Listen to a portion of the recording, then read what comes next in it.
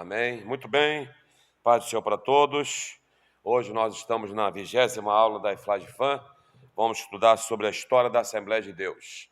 Oremos. Senhor nosso Deus e nosso Pai, queremos louvar e glorificar o Teu nome, Senhor, te agradecer pela tão grande e rica oportunidade de estarmos sentados nesse auditório, juntamente com Teus filhos, que estão assistindo esta aula online e ao vivo.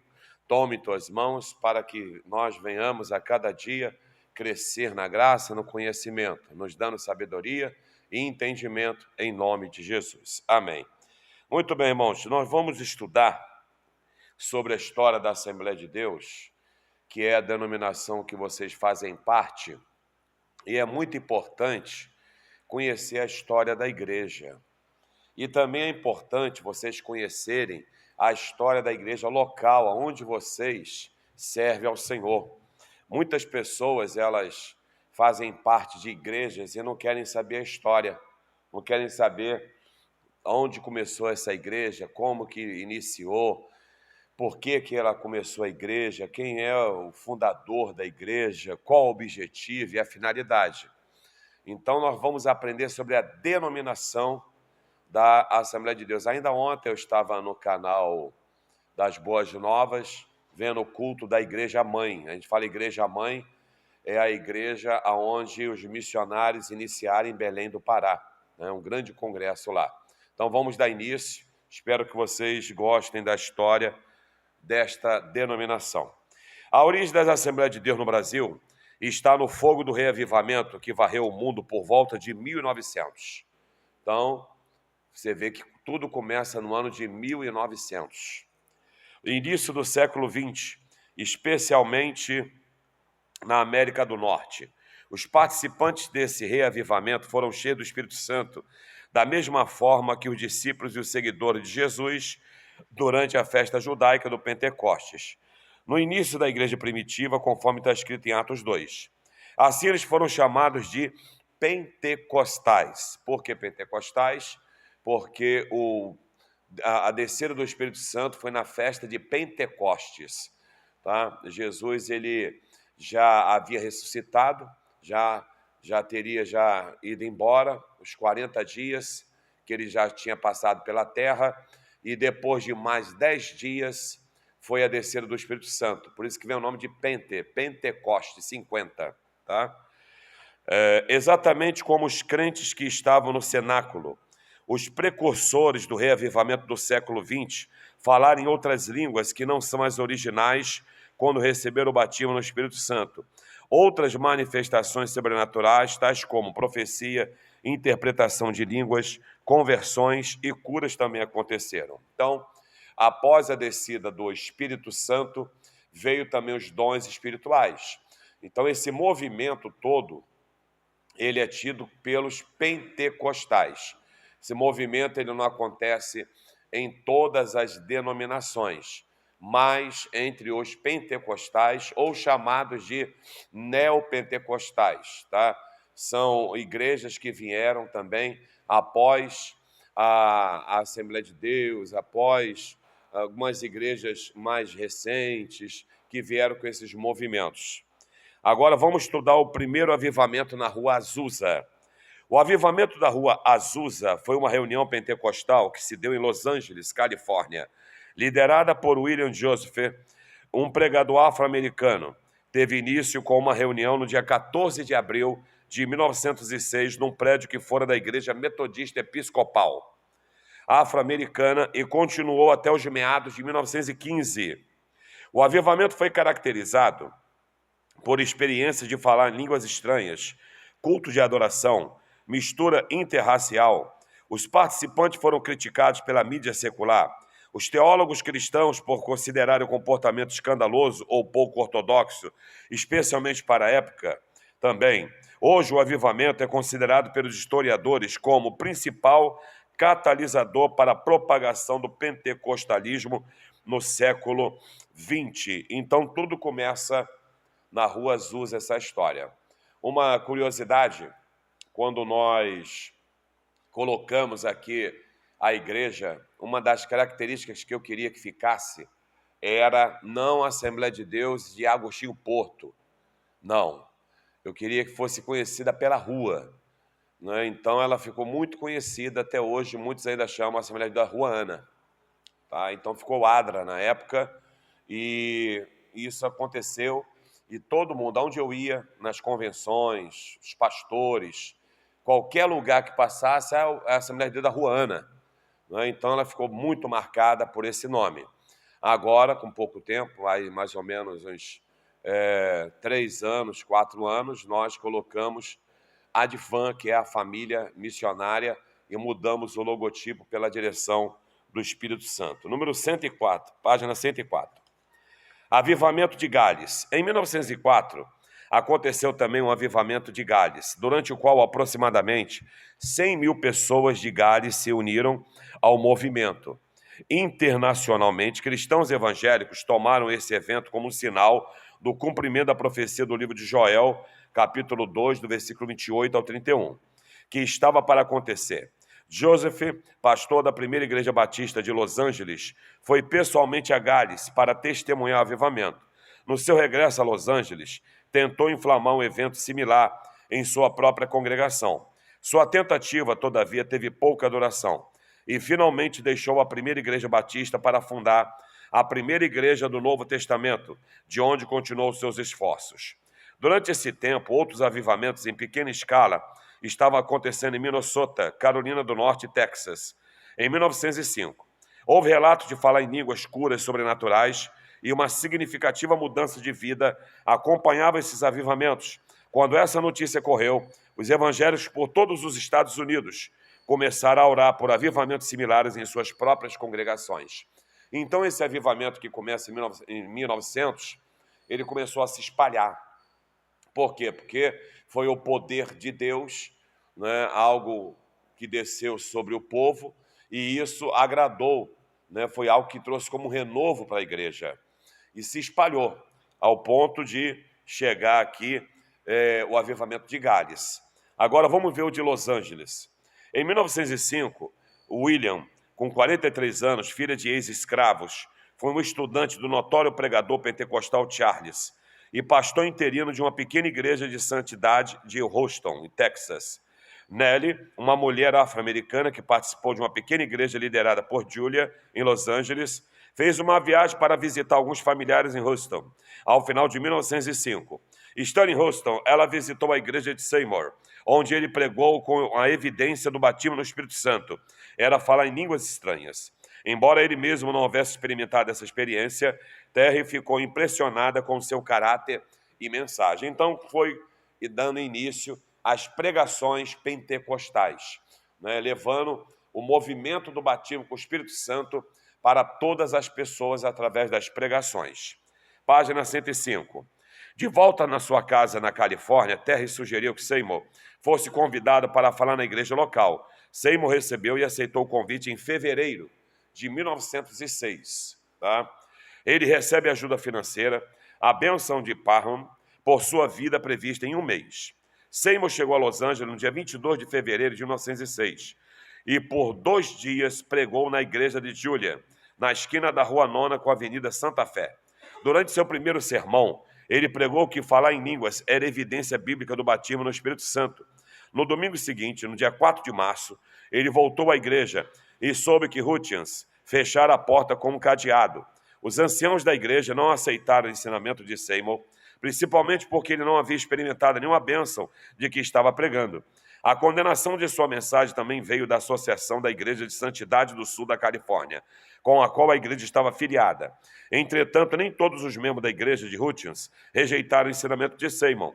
Ele foi convidado para se hospedar na casa de um membro da congregação, Edward, e ali começou a fazer estudos bíblicos e reuniões de oração. Então você vê que houve muita resistência neste ensino pentecostal. Muita, nem todos recebiam o batismo do Espírito Santo, nem todos acreditavam, nem todos entendiam o que estava sendo ensinado ali. Isso já no ano de 1900, você observa, depois de 1900 anos do derramamento de poder do Espírito Santo, o reavivamento chega e as pessoas ainda têm dificuldade de aceitar.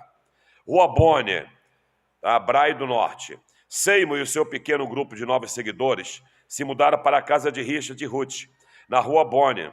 Famílias brancas das igrejas de santidade locais também começaram a participar. Eles falam sobre esse negócio de família branca, família negra, por causa da guerra racial que tinha na época, né? O racismo era muito forte.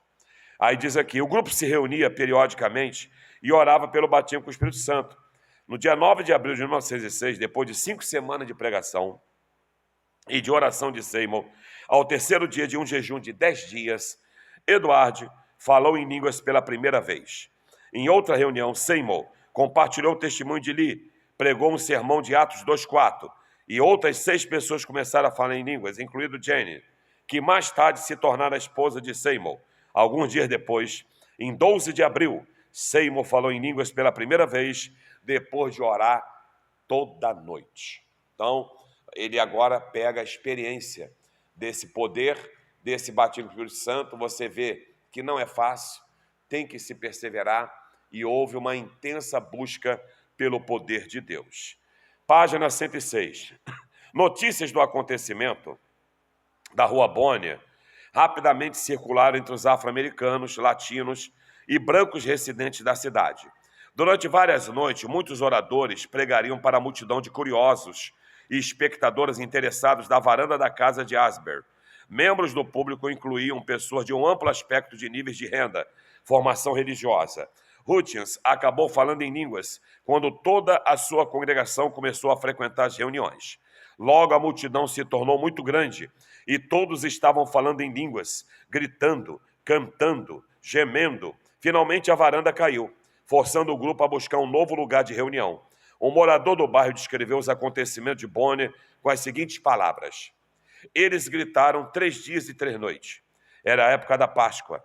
As pessoas vinham de todas as partes. Na manhã seguinte, não havia de chegar perto da casa. Assim que as pessoas entravam, elas caíam sob o poder de Deus. A cidade inteira se comoveu. Gritaram tanto que a base da casa cedeu, mas ninguém ficou ferido. Então, o poder veio como enxurrada e chuva. Veio como um rio sobre aquele lugar. E você vê que a intensidade foi tão grande, é claro. A varanda caiu, casa de madeira, muito peso, e o trabalho foi se espalhando. Foi se espalhando. Você vai vendo como é que a coisa vai acontecendo até chegar no Brasil. Rua Azusa. O grupo da Rua Bonner acabou entrando no edifício disponível, no número 312, chamada Rua Azusa, que tinha sido uma igreja episcopal metodista africana, que era então uma parte do gueto negro da cidade. O aluguel de $8 por mês. Um periódico se referiu à construção do centro de Los Angeles como um barraco capenga. Desde que a igreja saiu, o edifício tinha servido como casa de atacado, depósito, madeireira, curral de gado, loja de lápides. Havia sido usada mais recentemente como estábulo com quartos para alugar no andar de cima. Era um edifício pequeno, retangular, de teto plano, de aproximadamente 18 metros de largura, 12 de comprimento, totalidade de 446,52 metros quadrados.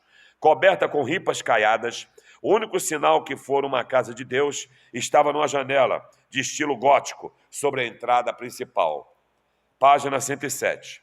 Sobras de madeira e gesso estavam espalhadas por todos os lados. O local parecia um galpão no andar térreo. Contudo, o local foi averiguado, limpado para a preparação dos serviços. Eles realizaram sua primeira reunião no dia 14 de abril de 1906.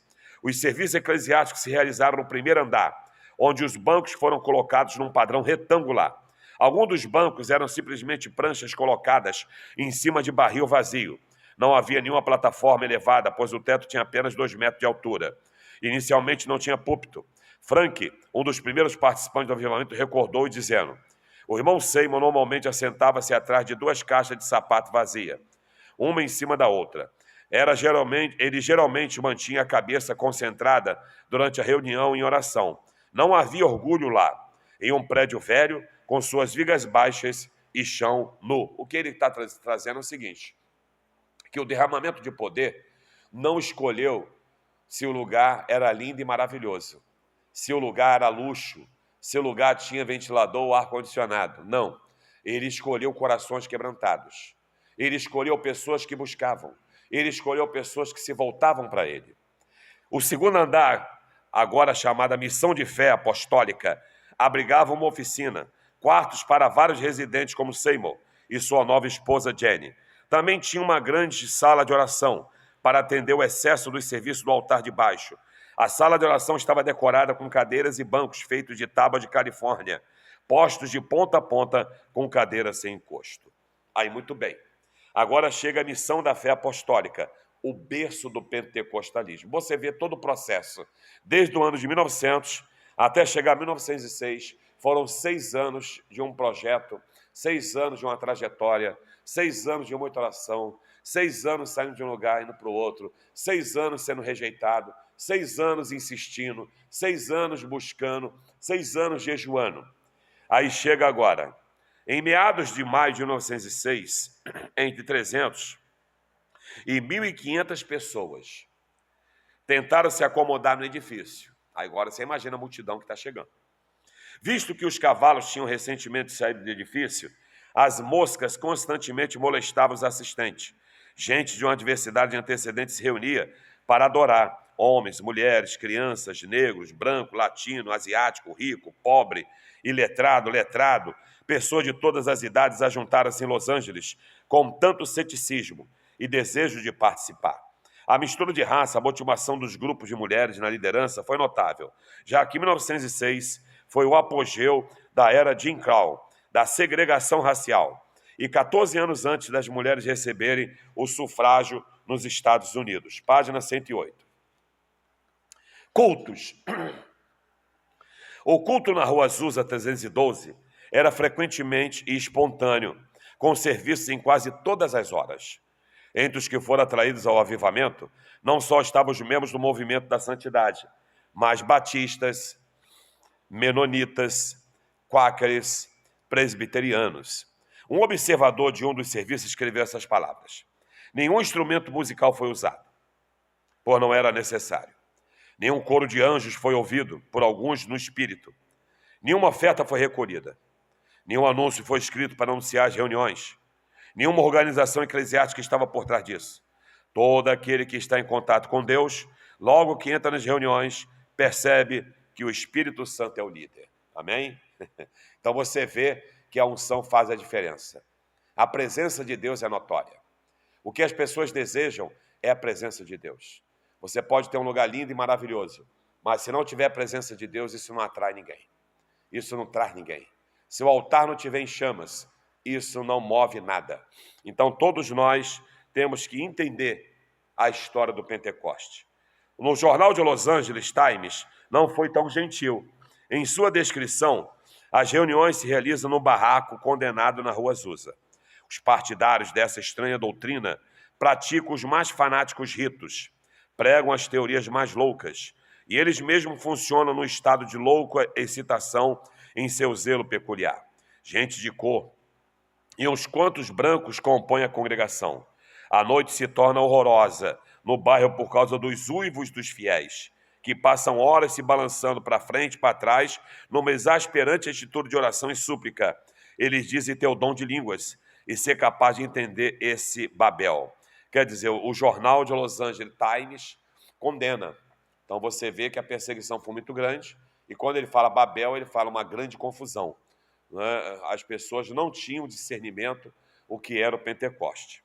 Cantava esporadicamente em um templo, ou de vez em quando em línguas. Havia período de silêncio prolongado. Assistente ocasionalmente caía no espírito, que era muito poder naquele lugar. Então a presença de Deus, um corpo humano não aguenta. Ele cai nesse poder. Diz assim: os visitantes davam seu testemunho e membros liam em voz alta os testemunhos que eram enviados para a missão por correio. Havia oração pelo dom de línguas. Havia oração em línguas pelos enfermos, pelos missionários. Em todas as petições eram apresentadas por assistente ou enviadas por correio. Havia pregação espontânea, apelos ao altar para a salvação, santificação e batismo no Espírito Santo. Então o mover crescia. Multidões chegavam, gente de todo tipo de classe social, todo tipo de raça, todo tipo de nível intelectual, todo tipo de posição social e financeira. Todos estavam com sede de Deus.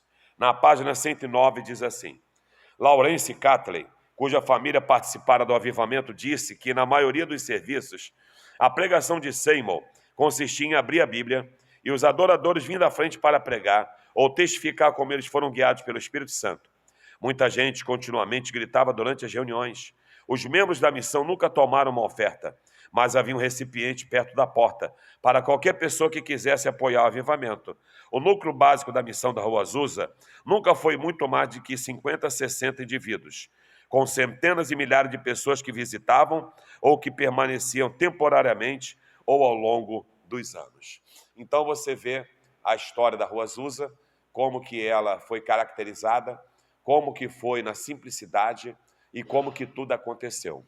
Não foi fácil, perseguições, confusões, foi muito apedrejamento, muita gente falando que era movimento maligno, muita gente não aceitando, e o fogo, ele depois que pega, ele abrasa e ele se espalha. Aí agora chega o Brasil. Quando Daniel Berg e Gunnar Wingre chegaram a Belém do Pará, 19 de novembro de 1910, guardaram essa data? Ninguém poderia imaginar que aqueles dois jovens suecos, estavam para iniciar um movimento que alteraria profundamente o perfil religioso e até social do Brasil por meio da pregação de Jesus Cristo como o único e suficiente Salvador da humanidade e a atualidade do batismo no Espírito Santo e dos dons espirituais. As igrejas existentes na época eram Batista de Belém do Pará, Presbiteriana, Anglicana e Metodista. Eram as igrejas existentes. Ficaram bastante incomodadas com a nova doutrina dos missionários, principalmente por causa de alguns irmãos que se mostravam abertos ao ensino pentecostal. Então, eles chegam, esses dois jovens, pregando aquilo que eles receberam ali naquele movimento da igreja.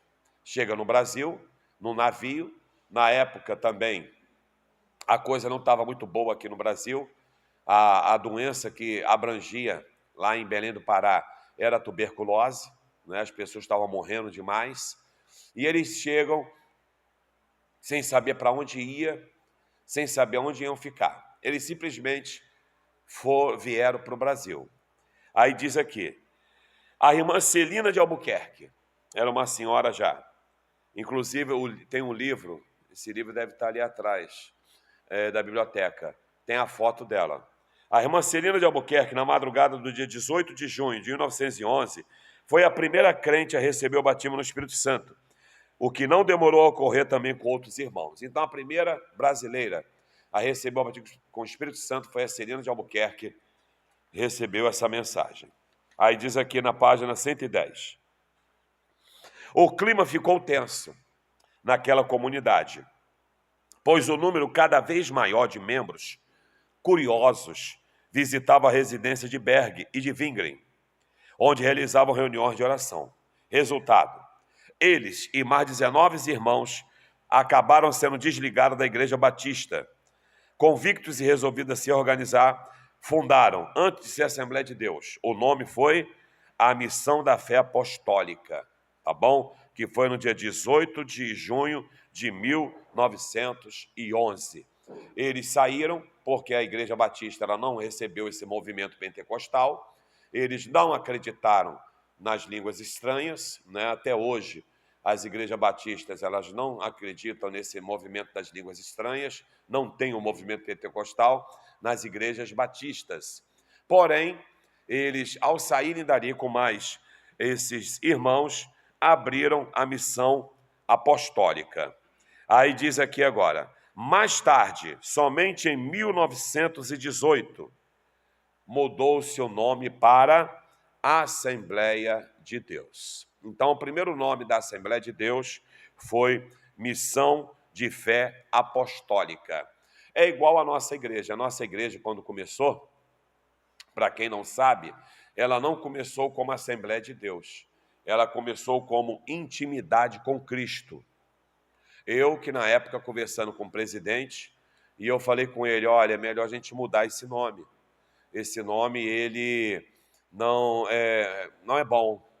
é bom ter intimidade com Cristo, mas não como nome de igreja. E ele ouviu meu conselho, nós mudamos o nome, foi cantado em diário oficial, tem tudo guardado aqui na história da igreja.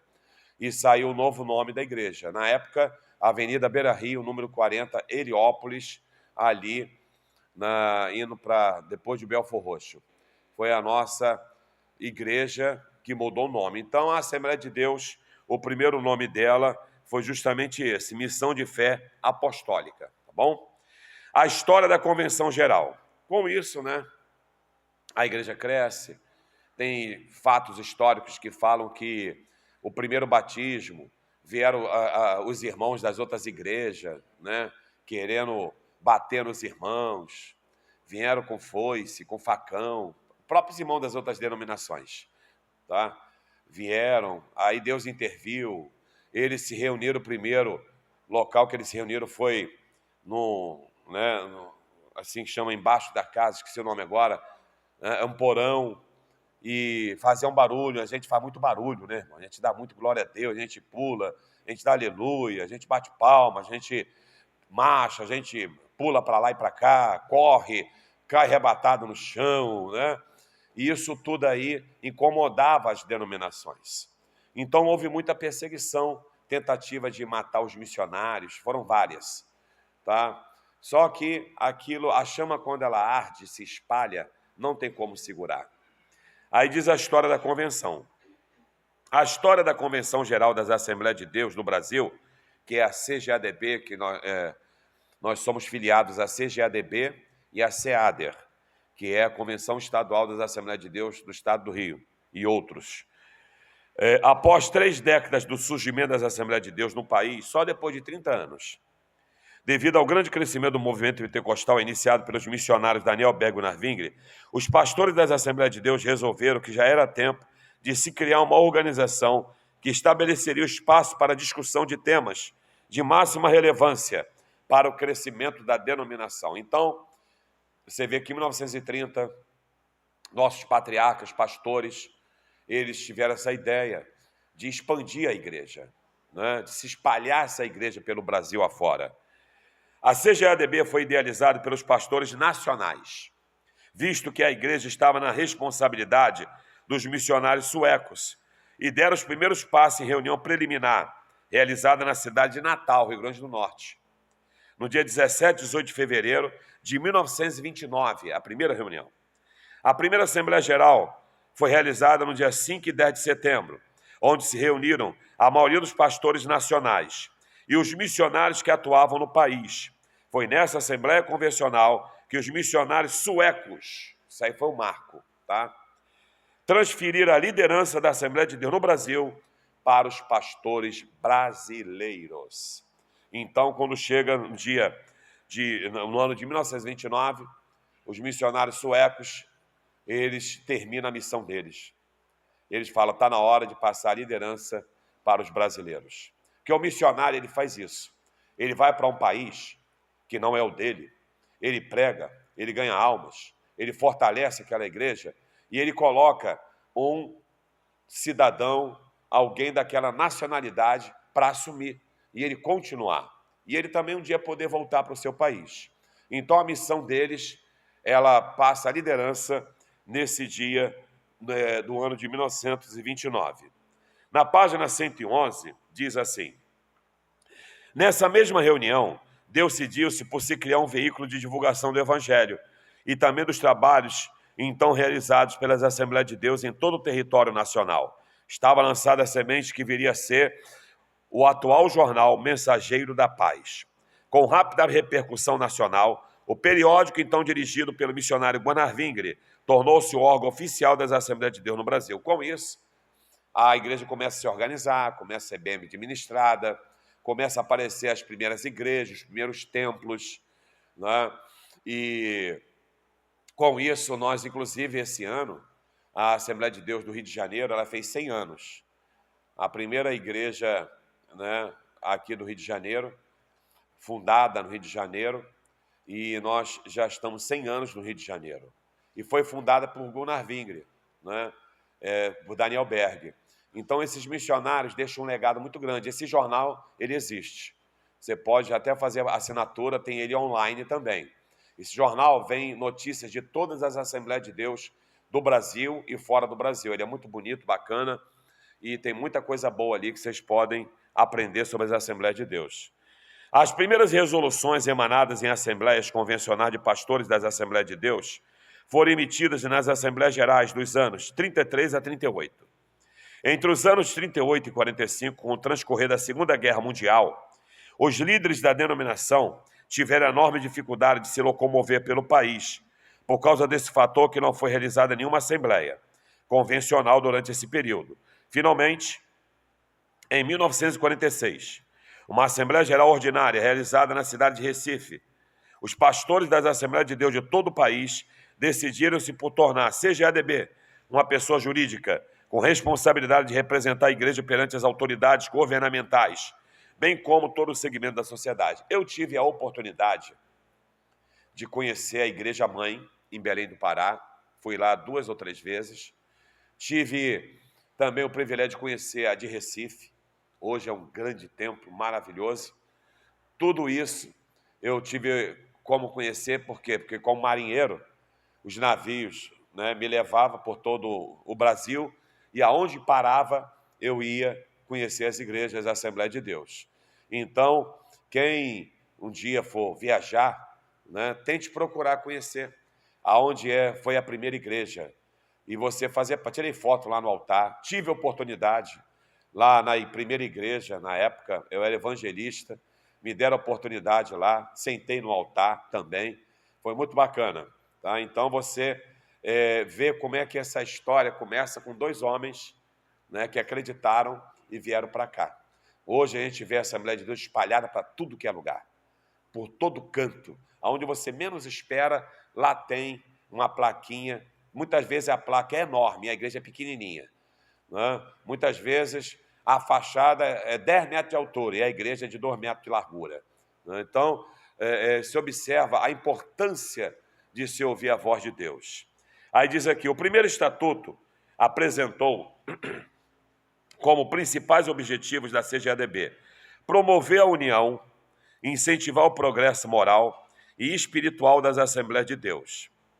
Quer dizer, qual foi o primeiro? Promover o quê? A união. Então nós temos que manter essa unidade. As Assembleias de Deus, elas não podem aceitar brigas, rebeliões, desavenças, perseguições entre si. Tem que acabar. Aí diz mais aqui. Foi levantado o desenvolvimento da Casa Publicadora das Assembleias de Deus, que é a CPAD, que faz as revistas, e livros também, bíblias. E principalmente a aproximação das Assembleias de Deus no país. Nenhuma Assembleia de Deus poderá viver isoladamente, sendo obrigatória a interligação das Assembleias de Deus no Brasil, com a finalidade de determinar a responsabilidade perante a Convenção Geral e perante as autoridades constituídas. As Assembleias Gerais realizadas nas décadas seguintes foram marcadas por discussões e debates sobre temas relacionados a doutrinas bíblicas básicas e por projetos de desenvolvimento da obra de Deus. Então você observa que ela foi começando a se organizar como pessoa jurídica. Ela foi começando a se organizar como uma entidade bem administrada. Por isso que você vê as grandes reuniões, as grandes convenções. Já tive a oportunidade também de ter cargos na convenção, como hoje. Hoje eu sou secretário de uma coordenadoria ligada à nossa convenção, que faz justamente a peneira de recebimento de pastores e evangelistas. Eles, para serem convencionados na nossa região, têm que passar por mim, para eu ver como é que eles são, a chamada deles, todos os documentos, né? Toda a história daquela pessoa tem que passar por mim na região, para ser recebido. Então, hoje, ela é muito bem administrada. Página 112. Nos anos 90, agora, marcaram uma nova fase de crescimento das Assembleias de Deus no Brasil. Em maior parte, os resultados apresentados nesse novo período de crescimento dão-se claramente decorrente da medida tomada pela CGADB durante essa década, sob a liderança, na época, pastor José Wellington Bezerra da Costa, que era o presidente. Hoje, o atual presidente é o filho dele, que é José Wellington Bezerra da Costa Júnior. Bom, a principal decisão foi a implantação do projeto Eu Participei. Década da Colheita, um esforço evangelístico que envolveu praticamente toda a igreja do Brasil. Na época, foi a década da colheita, nós tínhamos uma missão de ganhar, se não me engano, 1 milhão de pessoas para Jesus. A nossa igreja participou, então conhecido como Rua Ana. Fizemos vários movimentos aqui de pregação do Evangelho, também batismo nas águas. Foi um movimento muito bom, a década da colheita. Com o crescimento da igreja e a necessidade de um espaço mais adequado para o desenvolvimento de suas atividades, a CGADB inaugurou, no dia 26 de novembro de 1996, sua nova sede no bairro da Vila da Penha, Rio de Janeiro, um moderno edifício de 4 andares, onde disponibilizamos salas administrativas, auditório para 700 pessoas. Além de um anexo, está instalada a EMAD, Escola de Missões das Assembleias de Deus, e uma ampla loja da CPAD. Quem puder, visite. Nós já também temos a EMAD aqui. Porque hoje a gente pede pessoas que querem fazer o curso e tem que ter pelo menos 15 alunos. E a primeira turma formada pela Escola de Missões foi a minha. Eu trouxe o curso para cá, formamos vários irmãos pela EMAD, ganha-se um diploma da CGADB, que é ligada à EMAD.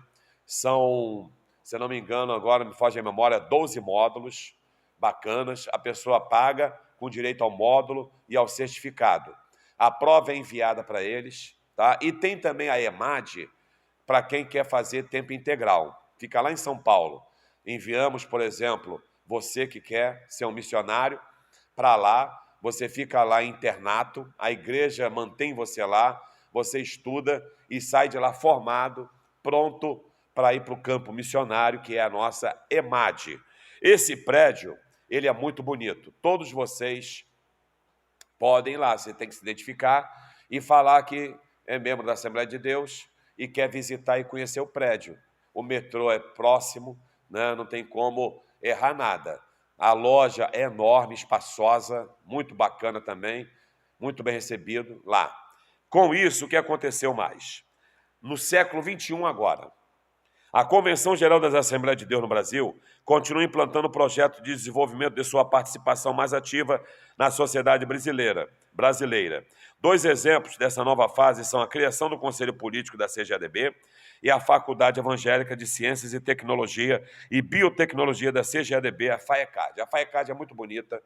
Eu tive a oportunidade de conversar com o reitor na época, que era o pastor Germano Soares. Inclusive, a primeira turma nossa aqui, de bacharel em teologia, que foi a minha turma também, a primeira turma de bacharel em teologia, foi liderada pelo pastor Germano Soares. Ele é vivo. Ele foi o reitor da FAECAD. Tive a oportunidade de ir lá, na reitoria, conversamos, brincamos, rimos bastante das histórias da igreja. Um homem muito acessível. E a FAECAD, para quem quer uma faculdade também teológica, não tem só a teologia, tem outras áreas que você pode se formar, e é uma faculdade cristã. Você quer botar seu filho numa boa faculdade, né? Se tiver o que você precisa na especialidade, procure averiguar como que você pode estudar na FAECAD e, ao mesmo tempo, fazer a teologia e se formar em bacharel, que é reconhecido pelo MEC, tudo muito bem estruturado e vale a pena. Amém? Página 113. Num país de secular hegemonia católica, em que os livros didáticos de história apresentavam até pouco tempo atrás como data a ser memorizada pelos alunos, a primeira missa no Brasil, quem se lembra? Não é? Que a gente tinha que estudar, lembra disso? Né? Pelo menos eu tinha que decorar. Quando aconteceu a primeira missa do Brasil, né? Quem foi o padre? Era obrigatório. Um país em que os jornais noticiam nas últimas semanas que ele agora detém a posição de maior país católico e pentecostal do mundo, num país em que se realizará em maio uma conferência de episcopado latino-americana na cidade de Aparecida do Norte, com a presença do Papa, né, na época, cuja temática terá como pano de fundo o cenário da redução gradativa de fiéis por parte da Igreja Católica. Num país com cultura religiosa, nunca é demais lembrar uma data que passa a ser despercebida do calendário religioso brasileiro. 450 anos do primeiro culto evangélico ou protestante, como se queira, no Brasil. Quer dizer, se fala, né, da primeira missa, mas não se fala do primeiro culto evangélico do Brasil. Então nós vemos que não foi fácil a igreja em si, ela chegar no Brasil com todo esse movimento de crescimento. É uma história que vale a pena ser estudado. Por quê? Porque você tem que passar isso para as suas gerações. Você tem que passar isso para filhos, passar para os membros, muitas vezes, para as pessoas. A história ela pode se perder ao longo da vida se você não passar. Vamos ver a página 114. Por ocasião da efêmera colonização francesa na Baía de Guanabara, de 1555 a 1560, Nicolas mobilizou um grupo de calvinistas franceses conhecido como Huguenots para contribuir no estabelecimento da França Antártica.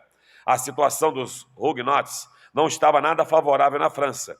No final de 1555, Vilain-Gagnon chegou com 400 homens à ilha Sergipe. O interessante, deixa eu abrir um parênteses aqui.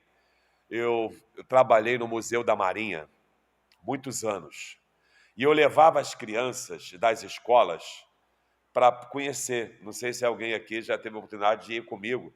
Alguém aqui levou algum filho? Alguém? Não, né? O ônibus vinha aqui, né, da Marinha, na época que podia entrar militares, o ônibus entrava aqui, as crianças entravam e levavam lá. Aí chegava lá no museu, tinha uma peça teatral. E a peça teatral falava de quê? Disso aqui que a gente está lendo. Né? Do navio dos franceses que chegavam aqui pela Baía de Guanabara. E o interessante disso aqui, e por que eles vieram para cá? Olha o que diz aqui. Com 400 homens, a ilha, hoje, Vilain-Gagnon, na Baía de Guanabara. Tá? Em março de 1557, a colônia foi reforçada por mais de 280 pessoas. Entre eles estavam 12 calvinistas de Genebra, que trazia por credenciar do próprio Calvino. Pierre e Guillaume, pastores ordenados, celebraram o primeiro culto protestante em terras brasileiras, talvez nas Américas, no dia 10 de março de 1557. O pregador trouxe o Salmo 27, verso 4. Ao Senhor eterno peço somente uma coisa, que Ele me deixe viver na sua casa todos os dias da minha vida, para sentir a sua bondade e pedir a sua orientação. Aí você vê como é que as coisas vão acontecendo. Deus usando suas estratégias e as coisas sendo realizadas. E eu estou rindo porque os artistas apresentavam essa peça, aí eles ficavam brincando que tinha o fantasma dele, estava andando pelo Rio de Janeiro. Né? Aí saía um homem atrás de um pano, todo vestido de francês, todo pintado de branco, dava um susto nas crianças. As crianças gritavam. Mas você vê que no meio desses homens, tinha os homens de Deus. No meio desses homens, tinha as pessoas. Foi igual à minha vida. A minha vida, eu ia trabalhar pela marinha, pelos navios, e eu usava o navio como navio missionário. Aonde ele me levava, eu ia para pregar. Aonde ele me levava, eu evangelizava. Aonde ele me levava, eu ia para os hospitais. Para onde ele me levava, eu ia entregar folhetos nas ruas. Aonde ele me levava, eu ia pregar no gogó, nas ruas e praças desse Brasil afora. Pregava nos ônibus, nos trens fora do Rio de Janeiro. Então esses homens aqui aproveitaram essa ocasião e fizeram o culto. Aí diz aqui, o desfecho da primeira presença protestante mais articulada foi trágica. Vilain-Gagnon muda sua atitude em relação aos calvinistas, polemiza em torno de questões teológicas diante de um clima desfavorável. Os protestantes decidem voltar à França. Uma parte do grupo, por razões náuticas, retorna. 5 são presos, intimados por Vilain-Gagnon a se posicionar em relação a pontos teológicos controvertidos. O documento redigido ficou conhecido como Confessio Fluminense, primeira confissão de fé evangélica brasileira, de 8 de fevereiro de 1558. No dia seguinte foram executados 3 signatários, Jean, Mathieu, que é francês, e Pierre. Eles ficaram conhecidos como os 3 primeiros mártires evangélicos do Brasil. Um dos signatários, André Lafont, foi poupado por ser o único alfaiate da colônia. E o quinto, Jacques, conseguiu fugir para São Vicente, São Paulo, mas foi preso e depois enforcado. Essa foto aí, que vocês estão vendo, se eu não me engano, essa estátua, ela está na primeira igreja presbiteriana do Rio de Janeiro. Ela fica ali perto como é que eu posso... Você entra ali na rua Avenida Passos, você vai direto, você vai chegar nessa igreja que ela é muito visitada, ela é bem histórica, ela tem um formato daquelas igrejas bem antigas, tem gente que pensa até que é igreja católica, e tem essas estátuas lá no jardim desses homens. Tá? Página 115. O relator dessa história foi o sapateiro Jean. Ele conseguiu voltar para a França, tornou-se pastor e escreveu o livro História de uma Viagem à Terra do Brasil. Olha quando ele escreveu, 1578.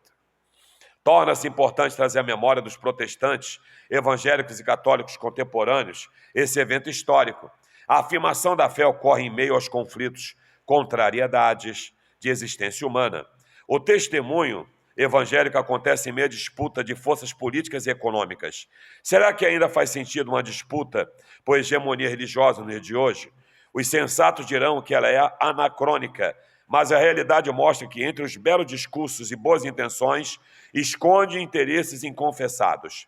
Ou será uma profunda inocência, ingenuidade achar que as religiões não estão no mercado? Isto é, muita gente fazendo hoje das igrejas um comércio, né? Um local para se ter lucro, um local de sobrevivência, um local para se tornar milionários e ricos. E a ideia não foi essa, a ideia é ganhar almas. A ideia é ver o povo curado, ver as pessoas libertas, ver as pessoas ir para o céu. Quem quer ganhar dinheiro tem que estudar e trabalhar. Quem quer ganhar dinheiro tem que aprender a fazer investimento. Quem quer ser rico e milionário tem que se esforçar muito e saber o caminho que ele vai tomar para chegar nesse nível.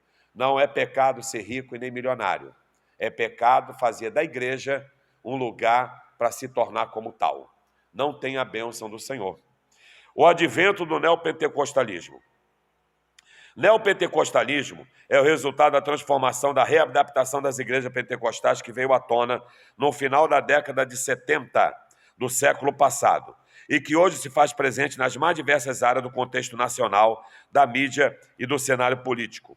Trata-se da vertente pentecostal que mais cresceu nas últimas décadas e despertou a atenção da imprensa, dos meios de comunicação. Os pesquisadores da própria Igreja Católica, a qual vem perdendo fiel no Brasil, para igrejas evangélicas. Quanto a essa nova roupagem do protestantismo no Brasil, podemos afirmar que as igrejas pentecostais realizaram as mais profundas acomodações da sociedade. Se pensarmos em termos de mutações do protestantismo